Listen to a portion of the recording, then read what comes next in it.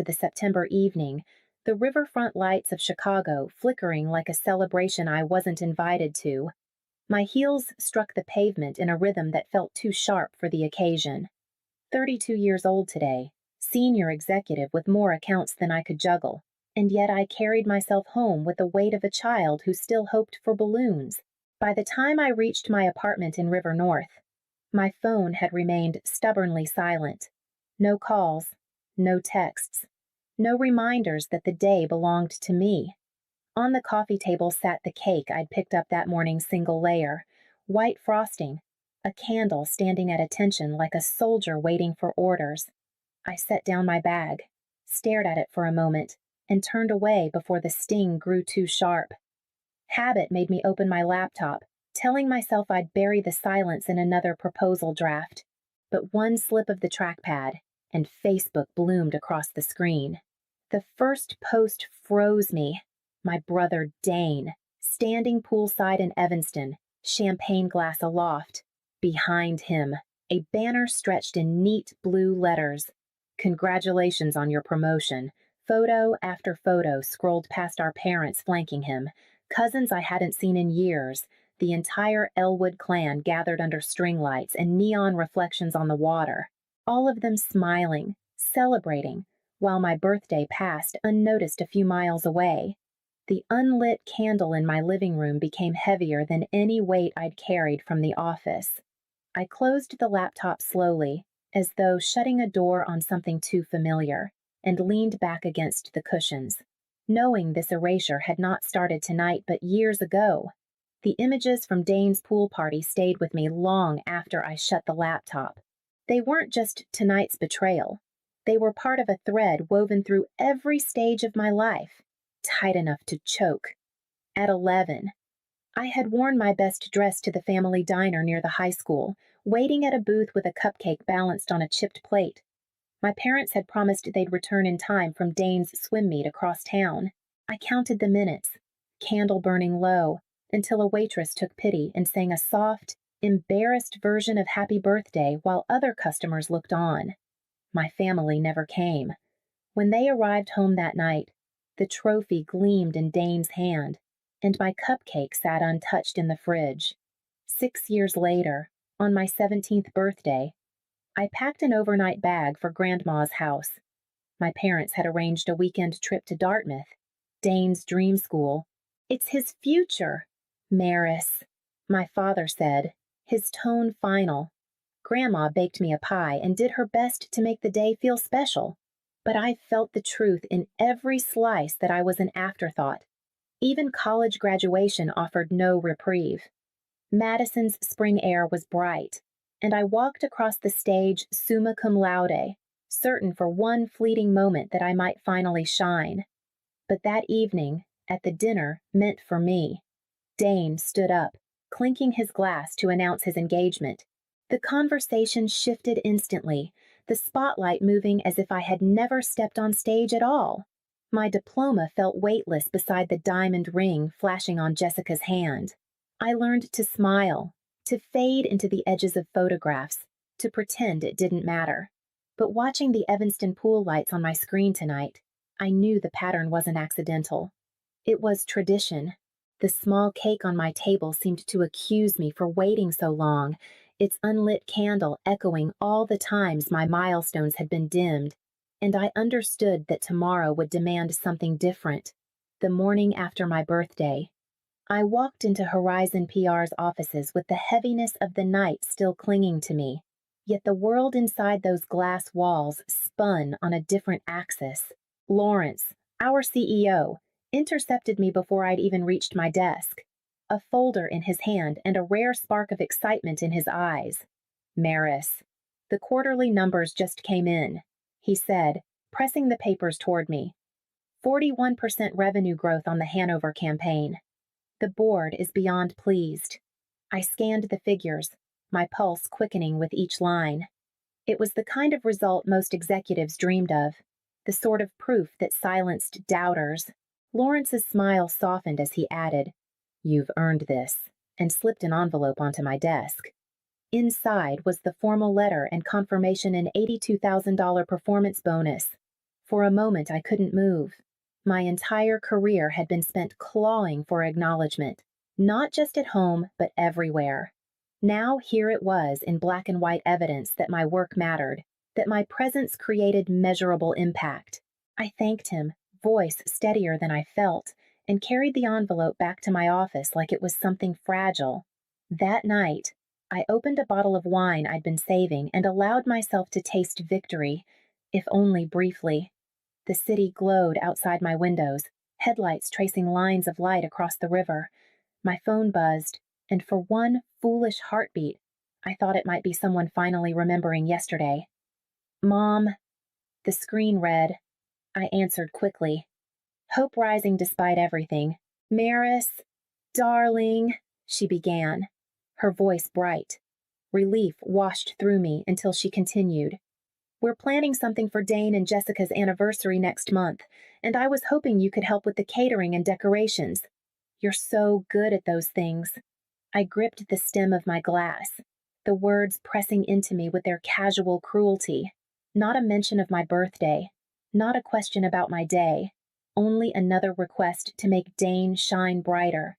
I murmured a vague agreement and ended the call, staring at the envelope on my desk.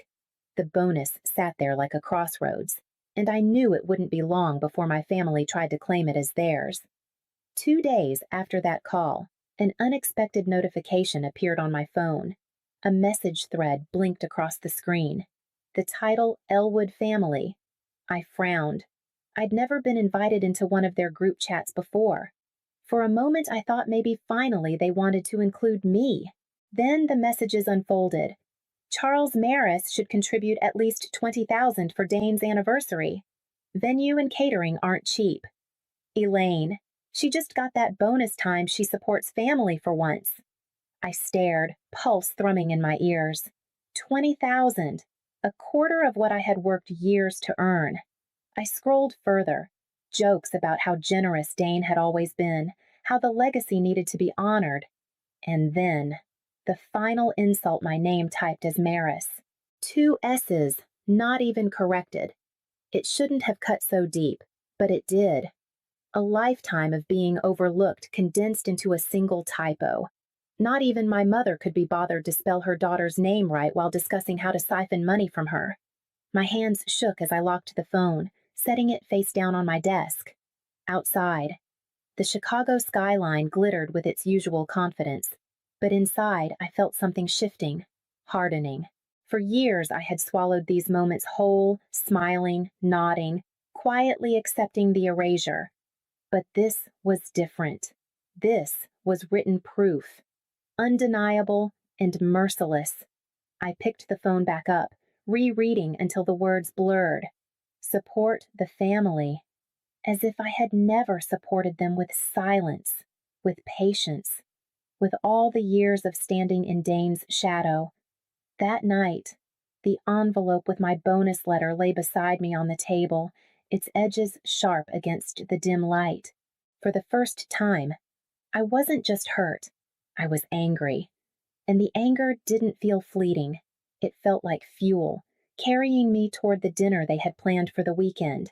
The Elwood house in Winnetka looked as polished as ever, its white stone exterior glowing in the early evening light. I parked at the curb, my hands gripping the steering wheel longer than necessary. Walking up the path felt like walking into a courtroom where the verdict was already written. Inside, the scene played out as predictably as a script I had memorized since childhood. My mother fussed with flowers in the dining room. My father poured himself a scotch by the fire, and Dane lounged on the sofa, tan from some weekend trip. We exchanged pleasantries over salmon and asparagus, the conversation circling inevitably toward my brother's achievements. Then, as dessert plates were set down, my father cleared his throat. "Maris, we need to discuss your contribution to Dane and Jessica's anniversary celebration." His voice carried the weight of command. "Not request," my mother chimed in quickly. Pearls catching the chandelier light. 20,000 would cover the venue and catering. Family supports. Family. Darling. For years, those words had been a leash. Tonight, I felt them snap. I can't. I said quietly. The room stilled. Forks froze halfway to mouths. My father's brows knit together. I beg your pardon, I can't contribute $20,000. I repeated, my tone steadier this time. That's a quarter of my bonus. I have other plans for it. A silence spread across the table, thick and unyielding. My mother blinked, her smile faltering. After everything we've done for you, what exactly have you done for me? The words slipped out before I could catch them. They hung in the air, sharp as broken glass. My father rose, looming over the table. Ingratitude will not be tolerated in this house. Your brother is the real achiever. The least you can do is support him. My hands trembled as I gathered my purse, but my voice stayed firm. Then I suppose I don't belong in this house. I walked out before the guilt could root itself in me again, the night air cool against my skin. By the time I reached my apartment, my phone buzzed with a message from Ivy. When I told her what had happened, she didn't hesitate. What exactly have they done for you lately? Her question lingered in the silence, pointing me toward an answer I had avoided for too long. The days after Winnetka passed in a blur of silence from my family, broken only by Ivy's steady voice, reminding me that no was a complete sentence. Still, the echo of my father's anger and my mother's feigned tears lingered. I needed something more than words to prove I was done playing my part in their script. Late one night, I opened my laptop and typed Michigan lakefront property. The listings rolled across the screen cabins, cottages, sprawling homes perched above wide blue water. One in particular held me. A cedar-shingled cottage near South Haven, built in the 1940s. 4 bedrooms, a stone fireplace, a wraparound deck facing the lake. The photos showed mature pines hemming in the yard, the kind of quiet that looked like a promise. 2 days later, I stood on that deck, the September air sharp with the scent of water and wood smoke. The realtor explained the owners had already moved to Arizona. They were motivated to sell. My credit was solid, my bonus intact. For once, every piece aligned. I'll take it, I heard myself say. The words sounded foreign, bold, but entirely right. At the closing, Mrs. Harrington sat beside me, her hands folded over her purse. She had insisted on coming, declaring that no one should sign papers for a new home alone. When the final document slid across the table, she placed her hand lightly over mine. Sometimes freedom isn't a gift, she said softly. It's a choice. I scrawled my name with a steadiness I hadn't felt in years. The keys slid into my palm, small and metallic yet heavier than anything I had carried home from an office. Driving back to Chicago with the deed tucked into my bag, I realized the Elwood family could keep their pool parties and staged photos. I had something better, a sanctuary of my own making, and a lock that only my key could open. The first weekend at the cottage, I woke to light streaming through wide windows and the sound of gulls sweeping low over the water. The air smelled of pine and possibility. I carried my coffee onto the cedar deck, barefoot, and took a photo almost without thinking just me. The lake stretching endless behind me, the railing still rough from fresh stain. On the caption line, I typed birthday gift to myself. Then I pressed post. By the time I rinsed my mug, my phone vibrated with a flood of notifications. 17 missed calls within the first hour. Dozens of texts piling on top of each other. My mother's name appeared again and again.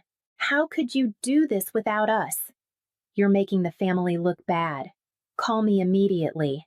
I set the phone down, letting it buzz itself into silence. For once, I didn't feel guilty. I felt free. That evening, the cottage filled with people who had shown up for me in ways my family never had. Ivy arrived first with a bottle of wine and her irreverent humor. Colleagues from Horizon followed, their laughter spilling across the rooms. Mrs. Harrington appeared last, carrying a quilt in shades of blue and green. Every home needs something stitched with love, she said, pressing it into my arms. We grilled on the deck, music humming softly from a speaker, the lake catching the last gold of the day. I looked around at the faces glowing in the firelight, realizing I didn't need a family's approval to feel celebrated. I only needed people who saw me, who chose to be here. While my phone lit up inside with more accusations, I poured another glass of wine and raised it with my friends, knowing the real reckoning with my parents was still to come. The invitation to dinner came as a command, not a request. Sunday, 7 sharp. We need to talk, my father's voice had said over the phone, clipped and final. I drove to Winnetka with 3 photo albums stacked on the passenger seat and a folder of receipts tucked beneath them. My hands gripped the steering wheel so tightly the leather groaned. Inside, the mansion looked the same as always, grand, immaculate, a museum of appearances. My mother greeted me with tissues already in her hand, eyes rimmed with carefully smudged eyeliner. My father stood rigid by the fireplace, glass of scotch in hand. Dane shifted uneasily on the sofa, his wife's smile brittle beside him. We sat at the dining table, the good china gleaming under candlelight. My father wasted no time. Your behavior has been reckless. Buying property without consulting us, broadcasting it online. This reflects poorly on the family. I slid the first album onto the table. Let's talk about family. The pages opened to Dane's birthday's pool parties crowded with friends. A car wrapped in a bow at 18, parents beaming in every frame. My father's jaw tightened, but he said nothing. I placed the second album beside it. Sparse pages, store-bought cupcakes, a photo of me at 11 with Grandma, the only candle already half melted. This is mine, I said. My mother's hand trembled as she turned the empty pages. The third item was a spreadsheet, highlighted and color-coded. Tuition paid in full for Dane, partial scholarships for me, vacations abroad for him, summer camps for me, thousands against hundreds. The numbers told their own story. Finally. I unfolded a diary page in faded pencil. Maybe next year they'll remember my birthday without Grandma calling. The silence that followed was heavier than the air itself. My mother began to cry, this time without calculation. My father's face flushed dark, his voice strangled. Dane's eyes stayed fixed on a photo of himself at 8. My younger face blurred in the background, smiling too tightly. I gathered my bag but left the albums and papers in the center of the table. Consider them a gift, I said, and walked out into the night, the weight I carried shifting into something sharper resolve for whatever came next. The following weekend, I drove back to South Haven with the trunk of my car filled with groceries, wine, and flowers. The air felt different as I unlocked the door, lighter somehow, as if the cottage itself had been waiting for me to arrive with company. This time, the silence wasn't loneliness, it was anticipation. By late afternoon, the rooms began to fill. Ivy appeared first, arms loaded with bags of food, her laugh carrying through the hallway before I even saw her. Soon, colleagues from Horizon followed, shaking off the drive from Chicago, setting bottles on the counter and slipping out onto the deck to admire the lake view. The house that had once been only an idea on a realtor's listing now pulsed with warmth and voices.